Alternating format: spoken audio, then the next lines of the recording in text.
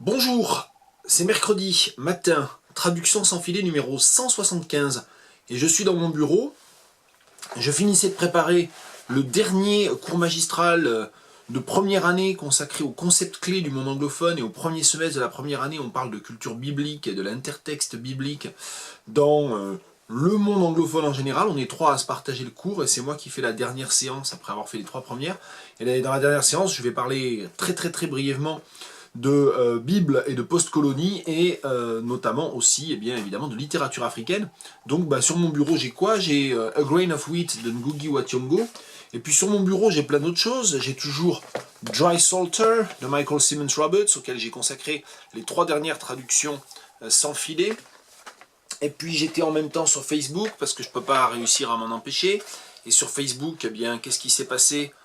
Stephen Corvey a publié un statut sur la question du ratage, qu'est-ce qu'on considère comme une œuvre ratée. Moi, de lui parler de comment améliorer les œuvres ratées de Pierre Bayard.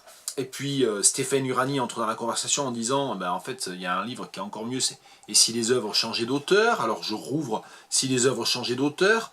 Je ne me rappelais pas que le dernier chapitre est consacré au cri de Robert Schumann, dans lequel Pierre Bayard imagine que c'est le compositeur Robert Schumann qui a peint le cri. Et puis, Facebook me fait remonter grâce à l'application Memories on this day. Oui, mon Facebook est en anglais. Quoi, une page de ce livre très beau et très important de Raymond Guérin, Les Poulpes, que j'avais posté il y a pile 3 ans. C'est la page 233. Je lis juste le début. Entre deux appels, le magma somnole sur ses planches. C'est l'heure fragile et tendre de la sieste, le moment le plus pâteux de la journée. Et tout est comme ça, c'est magnifique. C'est un livre magnifique, Les Poulpes de Raymond Guérin. Voilà, donc il y a tout ça sur mon bureau. Il y a moi aussi, derrière mon bureau, à côté de mon bureau. Et puis en fait, ce qui se passe, c'est que j'avais pas du tout prévu de vous parler de tout ça. Donc je suis en train de faire du hors-sujet total. Le hors-sujet, ça aussi c'est un livre de Pierre Bayard, un livre très important de Pierre Bayard, sur Proust et la digression. Tiens, je l'ai là. Il est là, tiens, le hors-sujet. Proust et la digression de Pierre Bayard. Ah ben c'est merveilleux, avec les traductions sans filet, je fous le bazar sur mon bureau et je vais être obligé de le ranger après. Peu importe. Je disais donc, tout ça c'est une sorte de prologue complètement dingo qui n'a aucun rapport avec le sujet d'aujourd'hui, qui est quoi? La traduction sans filet 175. Et je vais vous dire, le nombre 175, c'est un nombre, je sais pas, important pour moi, je pourrais pas trop dire pourquoi. Est-ce que c'est lié aux nombreuses heures passées quand j'étais enfant à jouer au Milborn, ou encore maintenant quand j'y joue avec mon fils cadet, 175, c'est quand il vous reste 175 km, eh bien c'est super embêtant, parce que ça veut dire que vous n'allez pas pouvoir trop placer de 100, en tout cas il faut faire attention. Alors après il y a les 25, tout ça c'est compliqué. Eh bien 175, on y est, c'est la 175e traduction sans filet, et qu'est-ce que je vais faire? Hop, un autre livre, un livre que je suis en train de lire. Si vous suivez vraiment de près ce que je fais, il y a 9 jours, j'ai fait une petite vidéo Books I Borrow, la 3e seulement du projet Books I Borrow, et je disais que j'avais emprunté cet énorme pavé, plus de 1000 pages, du poète contemporain américain Ron Silliman. Ça s'appelle The Alphabet, et c'est un gros livre correspondant à peu près à, enfin je ne sais pas si c'est l'intégralité de ce qu'il a écrit, mais c'est l'intégralité de ce qu'il a écrit au titre du grand projet commencé dans les années 70, The Alphabet. Et je me suis dit quoi? Ça fait 9 jours que je le lis, et j'ai lu un certain nombre, j'ai lu de manière, j'ai pas du tout lu de manière chronologique, j'ai lu quelques premiers poèmes, et puis je suis allé un peu plus vers la fin. Je me suis dit, ouvrons Ron Silliman à la page 175. Ça y est, on y est. Traduction sans filet, après 4 minutes de blabla. Et qu'est-ce qu'on trouve à la page 175 que je n'ai pas lu? Ça se présente comme ça se présente pas toujours comme ça. Il y a des passages qui se présentent plus comme ceci, d'autres plus comme des poèmes, plus, je sais pas comment on va dire, traditionnels. C'est pas rimé, mais c'est versifié quand même. Et donc à la page 175, extrait de Kedjak 2, Caravan of Effect, qui est un texte que je n'ai pas du tout commencé à lire et qui est très long, parce qu'il commence à la page 139. Donc vous voyez, en ouvrant au pif à la page 175, on est en plein milieu, et je ne sais pas ce que je lis. Dark glasses on the white desk cast a blue shadow. The one vegetable we ate growing up that was neither carved nor frozen was carrots, except 2 or 3 times each year, corn on the cob or an artichoke. Class what? At least this time the elevator breaks down. I'm not inside it, I think, beginning the trek down 28 flights of stairs. Instances return, thought to have been lost. Conan the librarian, open empty dumpster on a sunny day. Je vais m'arrêter là. D'abord, on va finir sur le bibliothécaire, Conan le bibliothécaire. Pourquoi? Parce qu'aujourd'hui, on va continuer avec YouTube, Facebook, tout ça. François Bon a parlé des livres de bibliothèque aujourd'hui dans une de ses vidéos. Je veux juste montrer donc voilà, c'est pour dire en fait la poésie de Ron Silliman, c'est une poésie comme ça de juxtaposition, de bric-à-brac, de très très agréable, très prenante. Enfin, on entre dedans, on a du mal à en sortir.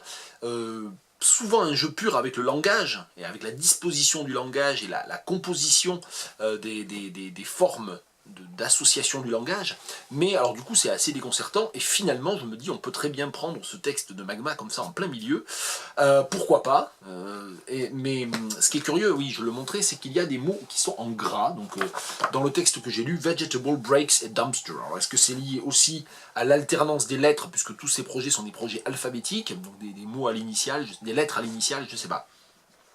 Je me suis arrêté là, d'abord parce qu'on finit avec le bibliothécaire, ensuite parce que j'ai blablaté, donc je vais dépasser les 10 minutes, et je ne veux pas trop dépasser les 10 minutes, même si c'est la 175e, et que c'est super important la 175e.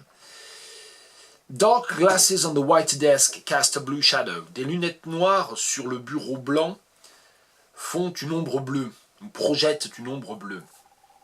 The one vegetable we ate growing up that was neither carved nor frozen was carrots. Et alors là je suis très embêté parce que je ne sais pas du tout ce qu'est carved vegetable. Carve roast beef, c'est carve the chicken, par exemple c'est découper la volaille, découper le poulet, mais je ne sais pas très bien comment on peut découper comment il peut y avoir un type de légume qui est carved, aucune idée, il faudra chercher. Le seul légume que nous mangions quand nous étions enfants, growing up, je vais le transposer en quand nous étions enfants, that was neither carved nor frozen, qui n'était ni surgelé, ni, alors je sais pas, je vais mettre préparé, parce que je sais pas très bien ce que ça veut dire, was carrots, c'était les carottes, except 2 or 3 times each year, à l'exception de 2 ou 3 fois dans l'année, corn on the cob or an artichoke. Alors corn on the cob, c'est le maïs doux, vous savez, comme le mangent les Américains, là, en faisant tourner dessus, en mettant du beurre, donc c'est littéralement du maïs sur l'épi, hein, donc je sais pas, l'épi de maïs, je sais pas très bien comment on dit corn on the cob en cuisine française. Ça n'a pas trop pris, ça, heureusement, parce que moi je trouve ça assez infect en fait, mais bon, je sais, on aime ou on n'aime pas, on fait pas berk. Corn on the cob or an artichoke, à l'exception, ou sauf 2 ou 3 fois dans l'année, du maïs à même l'épi, ou de l'artichaut. Class what? Alors là, je ne sais pas du tout ce que ça vient faire là-dedans, et le problème de Ron Silliman, c'est qu'il y a toujours un jeu avec le langage, mais il n'y a jamais de contexte, puisque c'est des espèces de juxtapositions abruptes comme ça. Littéralement, ce que ça veut dire, c'est verrue de classe. Donc moi je vais le garder verrue de classe, mais est-ce qu'il y a un jeu de mots sur class warp? Je ne sais pas très bien. Verrue de classe, et là encore on laisse en suspens. At least this time the elevator breaks down, I'm not inside it. Au moins, cette fois-ci, l'ascenseur s'effondre, en fait, c'est qu'il y a il y a une rupture de câble, en fait. The elevator breaks down, c'est à la fois la chute, puis c'est l'origine de la chute, c'est-à-dire la rupture des câbles. Cette fois-ci, l'ascenseur s'effondre, dégringole, et je ne suis pas à l'intérieur, et je me dis, beginning the trek down 28 flights of stairs, je ne suis pas à l'intérieur. Alors ce qui est bizarre, c'est I think beginning the track, et on a l'impression que c'est lui, c'est le locuteur qui Ah non, beginning the trek down, j'avais mal compris. En fait, voilà, l'ascenseur se casse la figure et lui, il descend à pied les 28 marches. Donc en fait, c'est vraiment de l'humour noir. Ça va, tiens, l'ascenseur se casse la gueule, mais au moins je suis pas dedans et je vais descendre à pied. Ah oui, donc on va traduire différemment. At least this time the elevator breaks down. Au moins cette fois-ci, l'ascenseur dégringole et je ne suis pas dedans. C'est ce que je me dis en commençant à descendre les 28 étages à pied. Voilà, alors à trek, c'est l'idée évidemment d'une marche, enfin longue, pénible, etc. Mais enfin bon, peu importe. Instances returned thought to have been lost. Des exemples reviennent dont on pensait qu'ils étaient perdus. Conan the Librarian, Conan le bibliothécaire, donc évidemment c'est Conan the Barbarian, donc Conan le barbare. Je ne sais pas très bien comment on peut rendre ce jeu de mots, parce que c'est que Librarian, Barbarian, ça fonctionne, c'est des quasi-paronymes, c'est presque une paronomase. Évidemment, Conan le bibliothécaire, ça ne veut pas dire grand-chose. Donc Conan je sais pas, le barbare, aucune idée. Open empty dumpster on a sunny day. Il ouvre, ou on ouvre, je sais pas très bien, open, ouvrir peut-être, ça serait le plus simple. Conan le bibliothécaire, ouvrir la dumpster, c'est la décharge en fait, hein, la décharge vide par un jour ensoleillé. Bon, pas trop d'idées du lien d'ailleurs entre cette histoire, à moins de pas penser au désherbage, je sais pas. Pas trop d'idées. Donc finalement, on ouvre au pifomètre, page 175 pour la 175e édition, le 175e épisode des Traductions sans filet, Ron Seleman, et livre emprunté en bibliothèque d'ailleurs. En fait, on est confronté aussi à un certain nombre, alors des difficultés identifiées, savoir Librarian, Barbarian, comment est-ce qu'on donne ça, Corn on the Cob, et puis des difficultés qui sont vraiment liées pour le coup à mon incompétence, la ponctuelle en anglais, savoir je sais pas ce qu'est carved vegetable, donc un exercice un peu particulier aujourd'hui, avec un long prologue hors sujet, enfin voilà, qui vous ouvre un tout petit peu ma table de travail et mon bordel intérieur. Allez, bonne journée, c'était trop long.